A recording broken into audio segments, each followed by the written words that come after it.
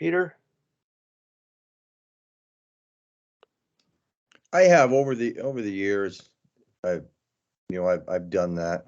I've been more near the bench, I think.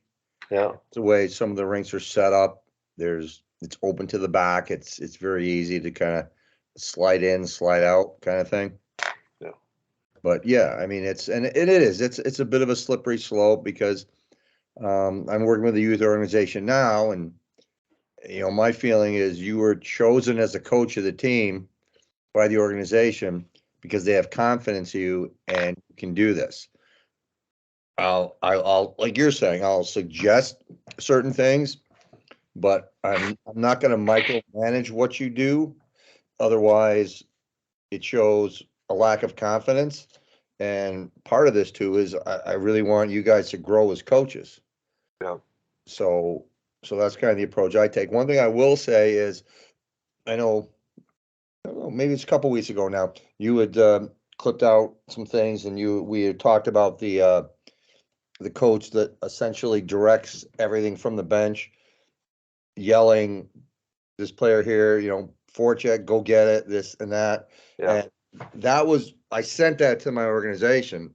Yeah. I had some coaches comment on it in a positive way. So that was really good. That was I think helpful. And I think one or two guys kind of saw themselves in that conversation. Peter, it's interesting because the coach in question, I talked to him last night, and he is so on board with help, mentorship. He's gonna record himself again this weekend. In other words, the first time he did it, no problem. I just suggested it. He did it. And he said he's even going to give it back to me. He'll review it himself and then give it back to me. So when a coach who's played in the NHL that number of years, working with U13 girls now, is willing to do that, that really tells you something about his open-mindedness to learning. Do you know what does that individual do as a profession? He runs a supply company for oil drilling companies in Calgary. Okay. Because what I found is, I think Jordan will appreciate this, is the individuals I have found who are involved in coaching that are most open to the idea of collaboration and, yeah, I want to get better, and yes, I'm willing to take on some help, have been educators. They've been the teachers. The teachers are very open to that. Like they know it's theirs, but then they also are hungry to get. They seem like they're hungry, Jordan, to get better. Yeah, and the best teachers are that way all the time. Yeah, I agree. I mean, I've got a bunch of them. My wife teaches, my daughter teaches, my daughter-in-law teaches, so I'm surrounded by it. And I really think as a coach, when I was coaching, I consider myself a teacher. You have the term coach, but I think you are a teacher. I think if you don't approach it that way, you're kind of missing out. But yeah, I agree with you 100%. Now, Jordan, we were talking about mentorship. Peter, up here in Alberta, Jordan acts as a formal mentor for one of the Alberta zone teams. And in that process, Jordan, do you think you could take Peter through the zone you get, how the team is selected, how you work with the coaches, and the role you play mentoring for short-term competition? Okay, so basically what it is, Peter, is in Alberta there are at the U15 level for female hockey, they have what they call the Alberta Challenge, and what it is 3 North teams and 3 South teams get selected from a regional camp. So they'll have 3 coaching staffs from in the South camp and 3 in the North, and each coaching staff will get assigned a mentor.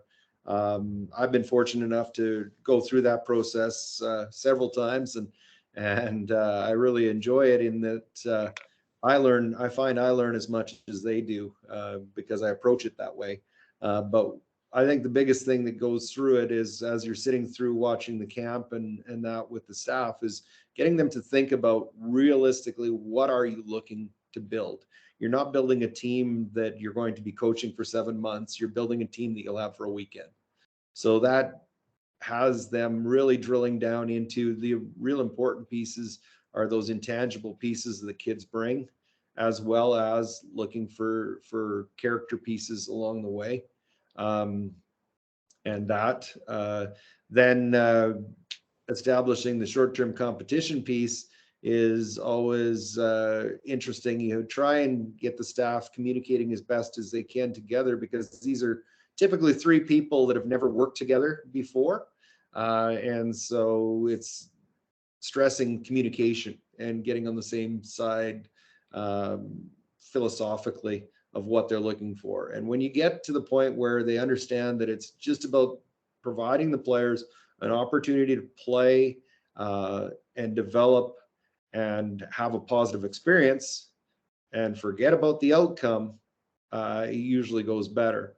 And especially when you get to the actual competition and things don't necessarily go the way that you would draw them up, and have to deal with some adversity. Usually those teams that deal with a little bit of adversity early and deal with it in a positive way usually have the best result, both on the scoreboard and away from it. So it is an interesting piece to go through, because there's so many things that are beyond control that you're helping people navigate through, and just reminding them the whole piece or the whole time. It's I'm not going to give you the answers. I'm just going to ask you questions hopefully at the right time.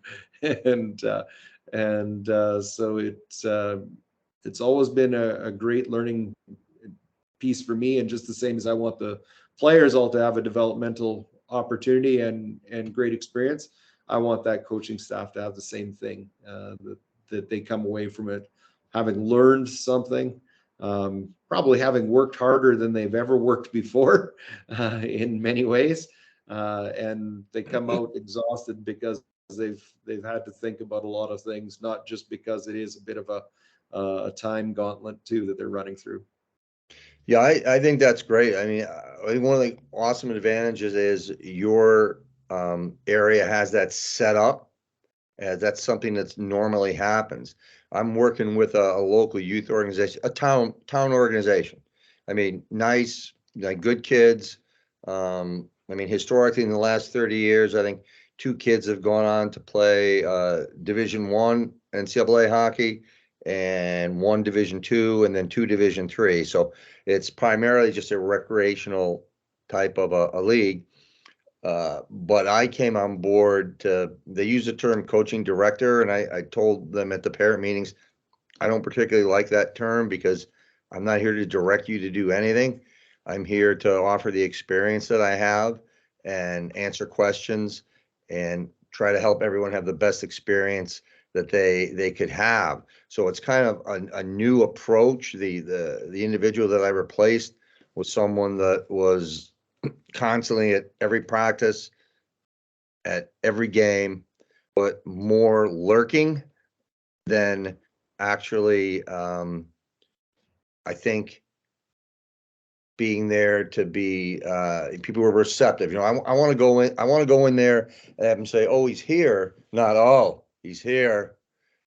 Right? That's what I'm looking for. And so far, little by little, it's coming along really well. We're doing monthly coaches meetings, which is something that never happened prior, and those have been going well because the individuals are asking me when the next one is, and I love that you have something set up where you're able to do that, and that people on the other side are receptive, understanding that it's just about making everyone better. I'm not here saying I am better than you. I like that. It's great. Your monthly coaches meetings, how did you get that set up? And what do you do? How do you run them? I'll have some sort of a theme or topic, because I'll pop into practices go to some games and that, and I will see certain things.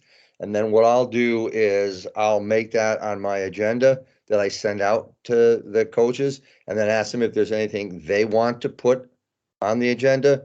So we'll go through that and we'll talk about that. But really the best piece of it is then I go around the room and everybody gives an update and they talk about how their team's doing, maybe things that they might need some help with, areas of improvement, and you'll typically find that kind of like in life, we all think that we might have this terrible problem, be in this difficult situation that no one else in the world is in, and then find out that pretty much every other person you talk to has dealt with the same thing. So, so I think that's the truth, and I think in hockey it's 100% the truth because there are only so many things that can happen in the sport of hockey, right? I mean, at some point, the wheel goes back around from problem number situation 5,000 back to number one.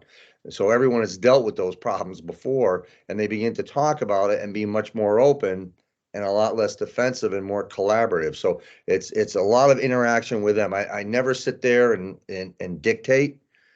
Right, we'll talk about certain things, even when I have things on my agenda, and we might be talking about a method of play or um, the whole idea of it's 5 players on the ice, right? You're not always in this spot, you're not always in that spot. It's collaborative. We begin to talk about that. What does that mean? How do we accomplish it? So I think making people feel like they're part of a solution in today's world, it's very different than when I coached college. Well, at this point now, it's probably close to when I started, like 30 years ago when I was doing it. It was much more my way or the highway kind of thing. And I like the way it's evolved from the standpoint of it's made me a better coach, I think, over the years. I have to be accountable and be able to back up why I'm saying what I'm saying, not just this is what I'm saying. Well, I've got a question. I don't know if Jordan's back or not, but when he gets back, I'll certainly bring it up. But I'm going to use Tom here and pick his brains. Tom, Peter sounds like he's got something going here where he has a monthly coaches meeting, and it may be something to bring the coaches together and share their thoughts on what they're finding works well for them and what they would think might they need to work better at.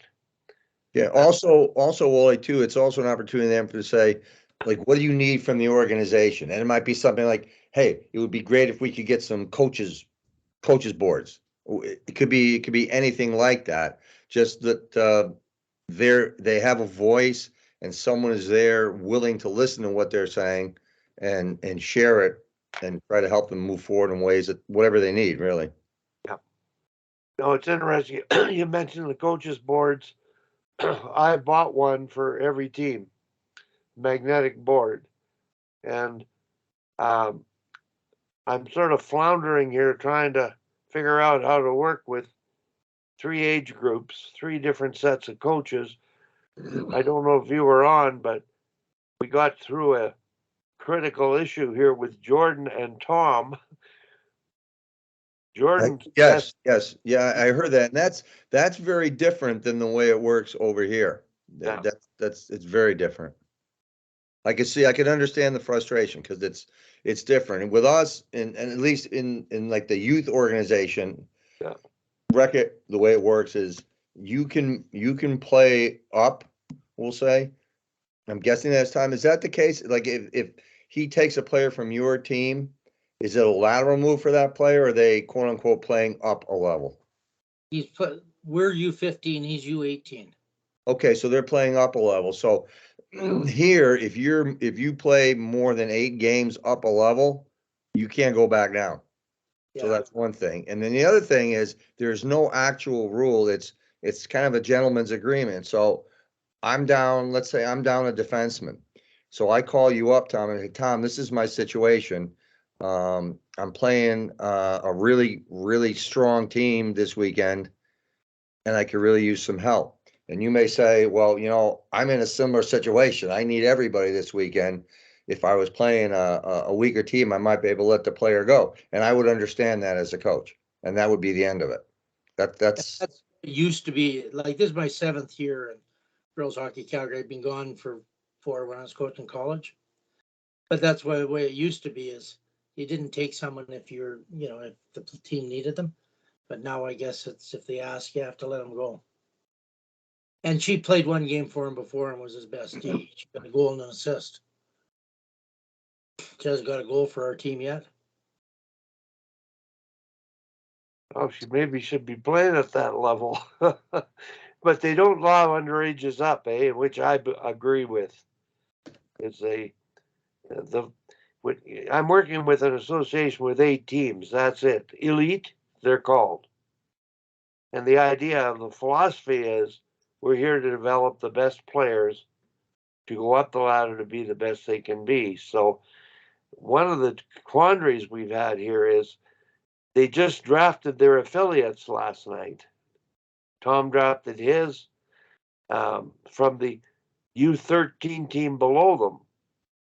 And now we get into this quandary because we have had managers and parents who don't like affiliates coming out to practice, let alone they don't mind their daughter going up to play a higher level, but they don't want an affiliate coming up to their team.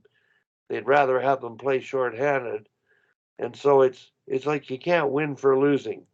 no, and that honestly, I feel like that's been going on forever.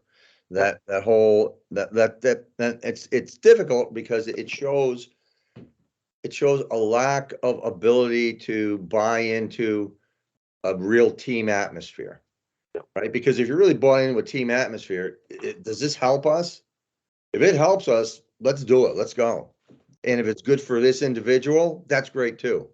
That's where everybody should win. Yeah. But it for some reason there's always been that type of disconnect, and that has to have more to do with society and I think a bigger issue, a bigger picture. Oh yeah, everything we're talking about is that. The issues you're dealing with, as trivial as they might seem, are bigger issues at a societal level. And Tom, my question is, I had all kinds of thoughts about what to do, and one of them was what Peter has done. And I believe, how many coaches do you have together at once, Peter? You mean like for the coaches meeting? Yes. Well, the last coaches meeting I had 17, because this is head coaches and assistants. So I had 17 of the 22 that could have gone. So, what age groups? So it was U8, U10, U12, U14. See, we're looking at U13, U15, U18 AA, and U18 AAA. Yeah, you have a different dynamic for sure because we don't have, this is just a town organization. So Yeah. it's recreational for sure. Yeah. So it's not the AA or AAA type of a